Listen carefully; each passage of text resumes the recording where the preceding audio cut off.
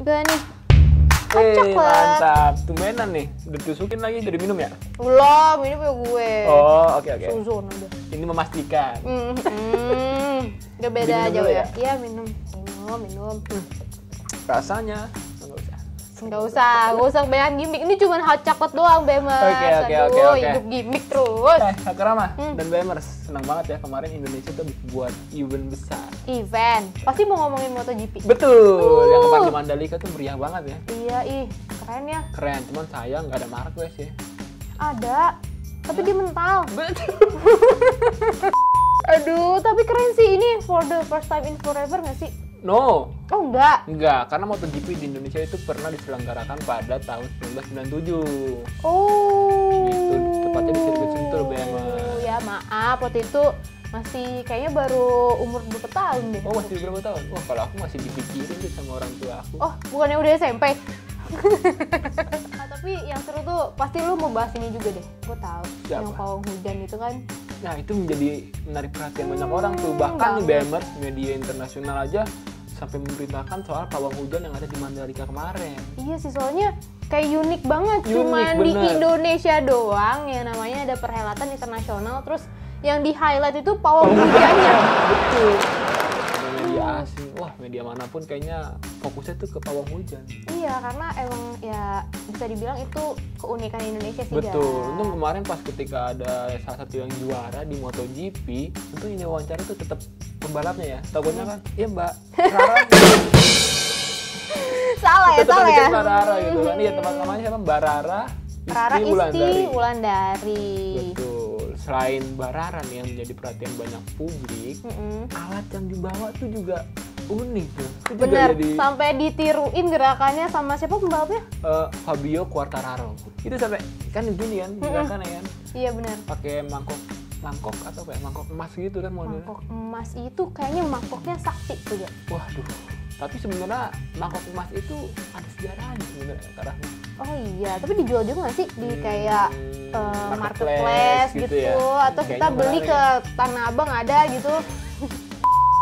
mending daripada kita berlama-lama kita bahas aja di luar diskusi unik ala Rangga dan Rama.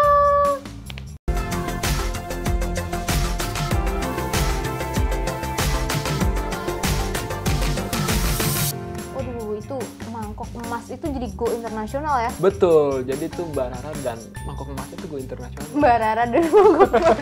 Iya dong. Kayak judul film. Ya soalnya kan orang-orang jadi pengen nyobain yang gitu. Iya sih, kan, iya digituin sih, iya kan. sih, iya sih, bener banget gitu. Tapi mangkoknya Mbak Rara itu emang berbeda nih, Bemers, dan ada punya, sejarahnya? iya, dan punya sejarah tersendiri nih gitu. Jadi sebenarnya mangkok itu asalnya dari daerah Tibet, Oh, Jakarta Selatan. Tibet. Oh, Iya, jadi namanya itu sebenarnya bukan apa ya, emang bentukannya emas gitu, Benar. mangkok emas, tapi sebenarnya namanya itu singing bowl, guys. oh, mangkok bernyanyi. Iya, bisa jadi gitu. Karena sebenarnya kan mungkin dari kita muter-muter itu ya menghasilkan nada-nada. bukan nada, awas ya nyanyi ya, nada. Jadi itu kayak buat meditasi sebenarnya. Oke. Mungkin apa ya? Kalau zaman dulu, mungkin sampai sekarang juga dari awal sejarahnya sampai sekarang itu buat meditasi, mungkin healing ya. Oh benar, pilih. Iya, bukan cuma fisik sih, tapi kayak lebih ke help Jiwa-jiwa, iya, soul. Pokoknya kayak apa ya, kita butuh ketenangan, terus mungkin kayak ada orang yang di stres terus butuh meditasi. Nah mungkin mangkok itu juga bisa digunakan. Jadi bukan cuma buat apa ya, kalau kemarin Mbak Rara pakai kan buat menangkal hujan ya, Benar. ya kan. Nah itu sebenarnya sejarahnya begitu sih awalnya. Benar tuh Bemers kata Kakak Rama yang bisa dikatakan kalau mangkok itu tuh sebenarnya bisa buat healing.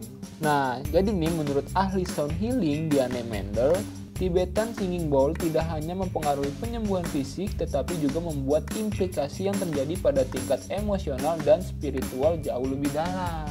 Oh gitu. Gitu Bemers. Jadi mungkin ketika menggunakan itu kita merasanya tuh hati tenang mungkin ya. Jadi lebih dekat dengan alam atau apa gitu ya kan. Iya, jadi kayak ada gelombang audionya mungkin ya. Yes. Yang emang benar. tuh bukan beda, nggak kayak misalnya kita main piano atau main gitar itu kan terdengarnya jelas ya. Cuma mungkin kalau si singing bowl ini ada kayak gelombang audio yang bisa membuat pikiran kita jadi lebih jernih, terus juga bisa menyehatkan juga ya kabarnya. Benar. Soalnya nih Bemers, berdasarkan artikel yang aku baca, suara dari Tibetan Bowl ini mampu merubah gelombang otak kita menjadi pindah ke gelombang theta, yang mana frekuensinya dapat menginduksi meditasi dan kedamaian, kejernihan pikiran, dan intuisi. Jadi ya secara nggak langsung ketika kita menggunakan singing bowl tadi, kita bisa kayak tanda kutip berbicara lah dengan alam. Asik. Jadi lebih dekat dengan alam lah. Benar. Suara-suara gelombangnya itu. Betul, mungkin itu yang dilakukan si Mbak Rara itu ya, makanya mungkin hatinya tenang. Percaya kepada alam bahwa hujan ini akan berakhir. Betul. Bisa jadi ya. Bisa jadi. Hanya Mbak Rara sih yang tahu sebenarnya. Benar. Oh iya, terus kalau misalnya dikutip dari verywell.com, singing bowl ini juga bermanfaat loh Bemers untuk meningkatkan kualitas tidur. Oh. Iya, lu kayak ini deh, kayak misalnya lu sebelum tidur nih, terus lu dengerin lagu, jadi kan lu tidurnya lebih nyenyak.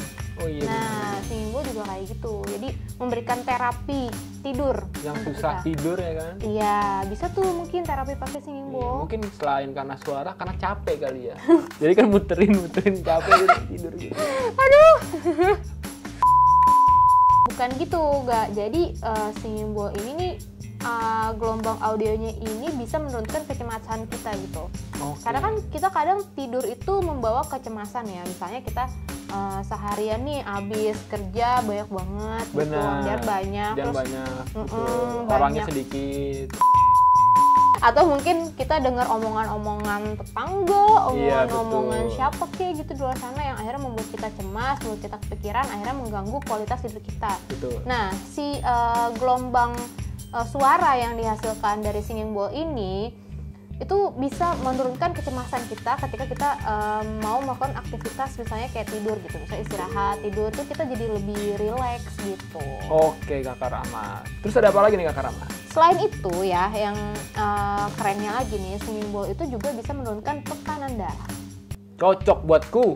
Lu darah tinggi? Kadang-kadang suka tegang gitu. Kenapa nih? Karena stres? Stres mungkin ya, cemas juga mungkin ya. Jadi kayak mungkin kafein juga tuh gak. Jadi kalau misalnya yang punya tekanan darah tinggi kayak misalnya kayak Rangga gitu, itu bisa sih terapi juga dengan singing bowl itu tadi. Jadi berdasarkan penelitian American Journal of Health Promotion 2014, kalau kita menggunakan singing bowl nih selama 12 menit aja, itu bisa menurunkan tekanan darah kamu, Bemers, gitu. Nah, yang terakhir nih Bemers, ternyata singing bowl itu bisa mengurangi depresi. Tapi kenapa sih bagian depresi kok gue nyebutin ya Kak Rahma? Seolah-olah tuh gue sering depresi gitu. Udah tadi ngaku punya tekanan darah tinggi, depresi.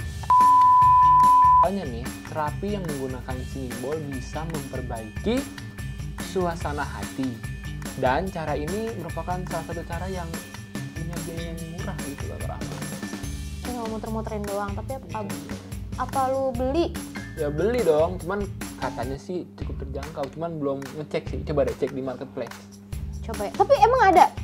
Ada. Serius lo, gue tadi bercanda lo ngomong itu dijual di Tebet. Ada, coba deh. Jadi Tebet kan belum masukin di marketplace. Oh iya juga sih. Oh iya beneran ada dong, Bemers. Ada kan? Nih kalau misalnya gue cek di marketplace sih di Indonesia ya, itu tuh harga singing bowl itu kisarannya sekitar 500.000 sampai 6 jutaan nggak? Iya, betulan. Ya mungkin setiap singing bowl punya perbedaannya, mungkin kalau bentuk mungkin kayak sama ya. Sama kali ya. Mungkin kayak permukaannya atau gelombang audio yang dihasilkan juga berbeda gitu kali ya. Mungkin kalau yang gope agak cempreng jadi kita nggak tahu. Masalah mahal atau murah kan relatif ya.